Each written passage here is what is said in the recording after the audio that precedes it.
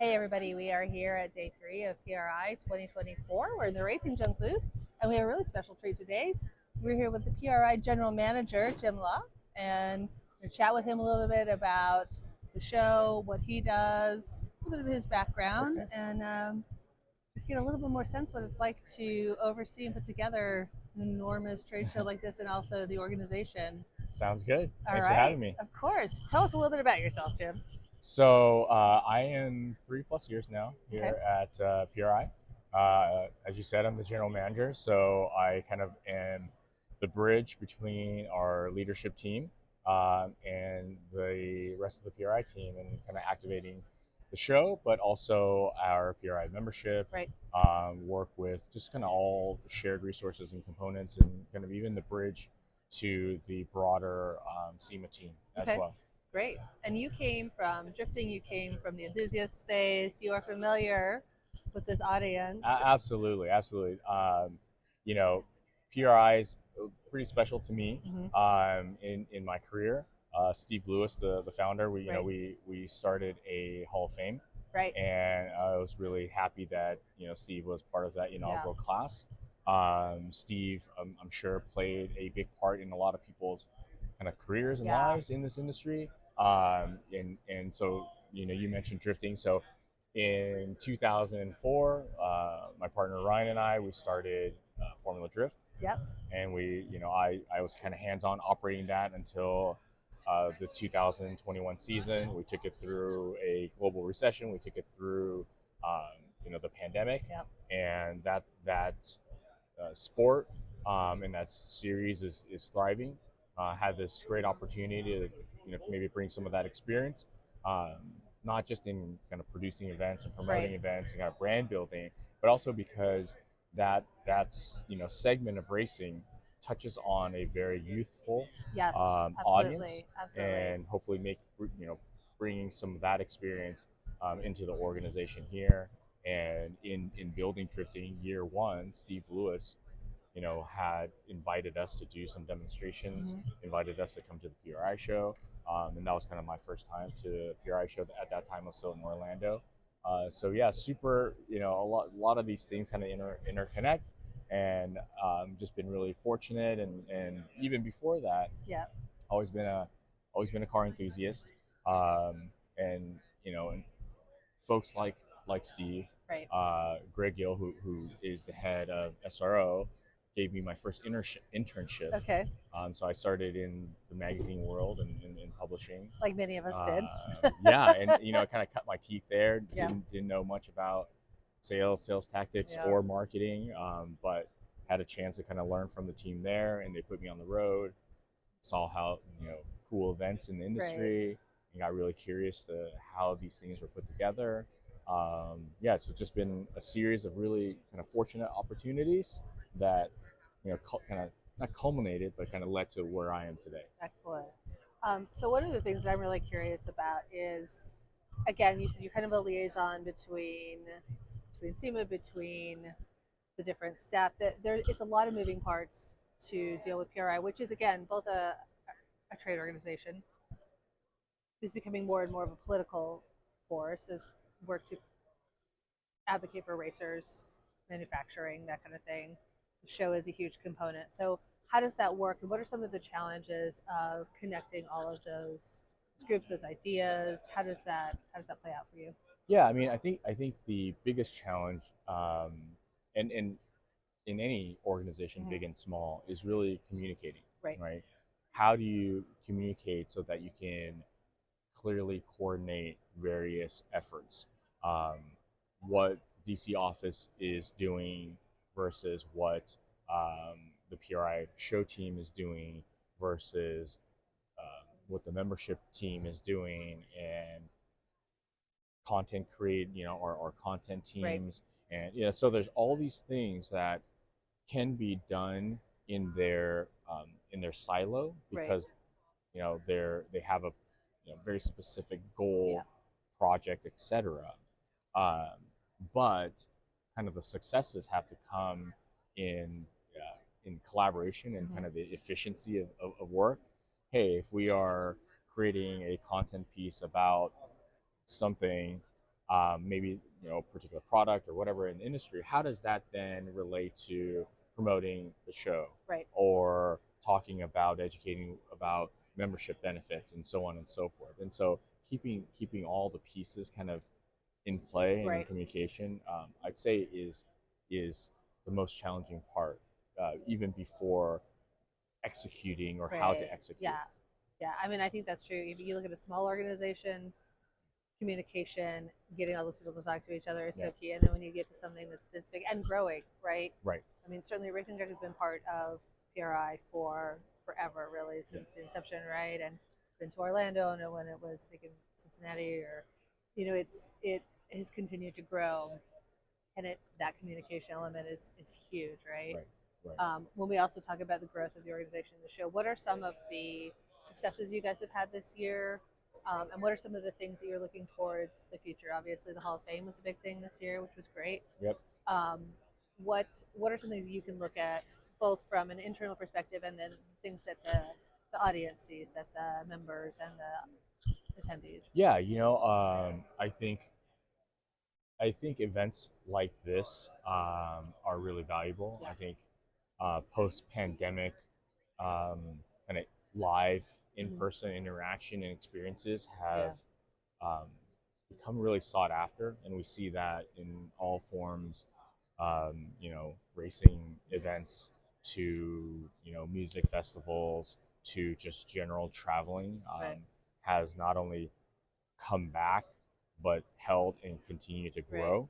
Um, but even with that said, though, we still have to create a environment that people find valuable. Uh, and so, yes, the show is continuing to grow. Um, Exhibitors, sometimes come and go, but we're adding more. Right.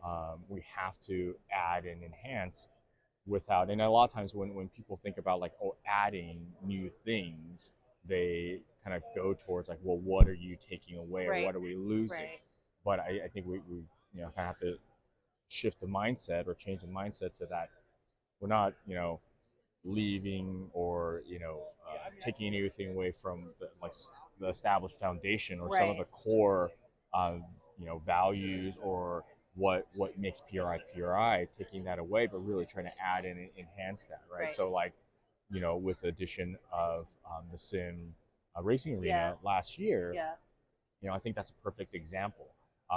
Sim is not replacing go karts or No. quarter midgets No. or whatever other form, junior dragsters as a young person's kind of first foray into racing. Right. It only adds to that because it's another way Yeah. to bring young people into racing. Exactly. And with the advances in technology, it's not only a entry point, but also for drivers that are moving up in their experience level all the way to kind of tier one level. I mean, you have basically, military grade, if you want to, kind of relate that, right? Like from your video game all the way to, these crazy, units that are at Delara that are doing, advanced training. Simulators from top to bottom is valuable in the whole racing Right. ecosystem. So we have to add that and bring that one from an educational standpoint so that others in the industry that may not know or have really interacted or touched upon kind of sim racing is able to see and learn and talk to people that are there. And those that are participating in it have a physical bridge now, that they're not just kind of in a home environment or whatever it is. That, Right. oh, yes, what I am racing, what I'm participating in, I'm seeing the real life form Right. of it here. Okay. And so those additions that I think are really valuable. Right. Agreed. What is the biggest challenge of putting together a show like this, and what is the most fun thing? Oh, wow. The biggest challenge really is to to not get out of rhythm, Right. right? Yes. And I say that in like I'm trying to like articulate that like there is always there's a certain cadence, Yes. and Absolutely. sometimes people want to try something new or different that kind of disrupts that, like, like kind of like earlier, right? Like you want to enhance, but you don't necessarily want Right, to right, change. right, exactly. Um, and so and then there's people that kind of don't understand. Doing events is a really unique. It really, It's a unique yes, group of people yes, with a unique skill set. yes, So whether you're, yeah, you're a race promoter or yeah, you're like a banquet coordinator, yeah. events is just really unique. It's really unique. And Um, then you add that to the enthusiast space, which has its own unique. right. So it's just like, and the pace goes exponential. Yes. And sometimes people aren't used to that That. kind of Yeah. pace and exponential intensity. Yeah. The So January is very different than September. right, right. Um, so the challenge is to kind of Yeah. bring, again, kind of various parts and pieces of an organization together. Um, those that are not maybe on the show team, or to kind of understand the pace of the buildup that's needed for the show. Um, and then yeah, I mean, I think even in my previous life, I think the win is always, you can, when you walk the show floor, when you Yeah. walk an event, Yeah. you automatically get the sense and the vibe of what's happening. And the best part is, when we were putting on, when I was putting on racing events, like national anthem is always the best time because it means the race is starting. Right. And then It you got means, there. and we are there, and everything else is like, what will happen will still happen. Exactly. Crashes, whatever. Um, so, with PRI, it's grand opening breakfast. Right. Once that event happens and 9 o'clock the doors open, it's like, we're here, and that's, and you walk down, you walk through, and you see full aisleways. Uh, that's really the win, and the goal that you're getting to. Excellent. So, again, as both an organization for the legislative end of thing, what are you guys looking ahead towards for next year or in the future? Obviously, it's not just a like next year thing. It's a like how is this whole ecosystem growing? Um, Racetracks are, a valuable and vital part of the ecosystem. I think we need to do a better job to get back out there. Mm-hmm. I think because of kind of, post pandemic, kind of revamping up, and kind of bringing everybody back. We know and we realize that the venues are valuable. Without tracks Right. where all these products Yep. can go on a race car and go, race. If there are no racetracks, there's no place to race. There's no race cars to be built, and so that's a valuable part. We need to kind of be back out there and connect with, venues big and small, Right. and help them with, viability. Mm-hmm. And so part of that is, yeah, keeping an eye on, sometimes advocacy efforts for,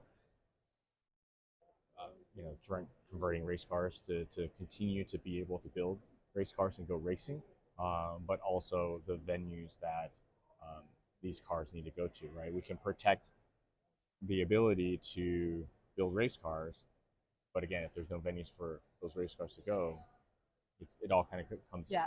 hand in hand. So yeah, so going into the future is we want to continue to have close and intimate relationships with all corners of the racing world, and that means domestically and also internationally. Mm-hmm. You know, we are the biggest racing trade show in the world, and we need to, again, kind of promote that opportunity. Okay. Companies to come, and buyers to come, and really see and experience, and be a part of the PRI show. Excellent. Well, we really appreciate you stopping by. Yeah. I know the show's not quite done. I know you still got probably plenty to do. Any highlight for you at the show that's happening right now? Anything you want to call out, or anything you're particularly proud of, or? I always love, even as previously as an attendee, I Yeah. always love kind of like the magic of the hanging car. I spent a lot of time like doing Oh backwards yeah, photos of yeah. it. It's just It's perfect, and it's beautiful in that space too. The light comes in, and and you know, and yeah, the riggers that put that on, or that get the car up in the the air, physics of it, right? and the physics of it is like mesmerizing, and sometimes you don't know how they are going to hang it. Yeah, You know, yeah, we had the IndyCar last year that was like complete vertical. yeah. This year, and that is one of the highlights because prototype racing has grown by Yes, leaps and bounds, absolutely. and we were so fortunate that when we got the commitment from the Penske team of this particular car, because it was the 24-hour Daytona 24 Right, winner, and and that was like earlier in the year, and by the time we got here to the show, they won the IMSA championship, right. which is like, oh, perfect, Yeah, that was meant to happen. But yeah, I love the aerodynamics and the shape of those GTP cars, and to have one here and to be upside down, it's like it's awesome. It just sets the tone of like what you're perfect. walking into. And just to finally wrap this up, for you personally, um, I had gone over to talk to Matt Field about his C8. Yeah. That seems like a super full circle moment for you to have that C8 drift car here at PRI Yeah, ready to yeah, go, right? it is, and I see more and more of my friends and Yeah, people I know from that world here, and that's kind of like the sign of we didn't I didn't really touch upon, but like it's a cross pollination yes, of yeah, disciplines here, yeah, and that's what's unique yeah, about the PRI show. So the drifting world comes here because they're looking for components that they didn't know that were available. And that right. was kind of in the early days. Like we're having whatever transmission issues or drive shaft issues or whatever. And they come, like, oh, the drag racers have solved it. And there's a company that makes it. Right. I bet I could Let's up, apply let's this to, apply that. yep. And yes, and seeing Matt and that amazing C8 here is really cool. And what they're trying to build with that car and that program is really cool.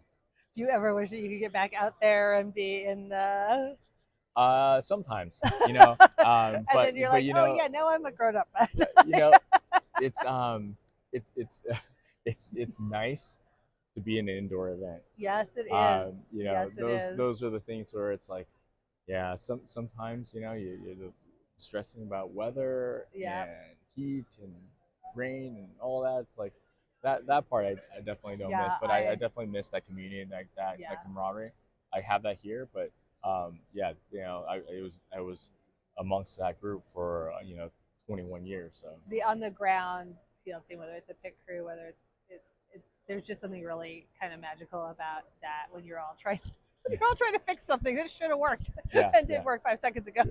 the camaraderie that comes together. Yeah. Even here, I was just talking to somebody about like you know, there's a sense of kind of respect and camaraderie Mhm. as you kind of walk through the show. You know that the you know these are fellow racers, Yes. and that if you are kind of admiring a particular build or a car, people kind of give you your space. Yeah. Um, versus kind of maybe rudely intruding or stepping over you or stepping in front of you. Mhm. And there's just kind of that sense here. Yeah. It's a we're a big industry, but we're also not. Yeah. Exactly. Well, again, thank you so much for joining us. We Yeah, thanks for appreciate it. having me. Of course.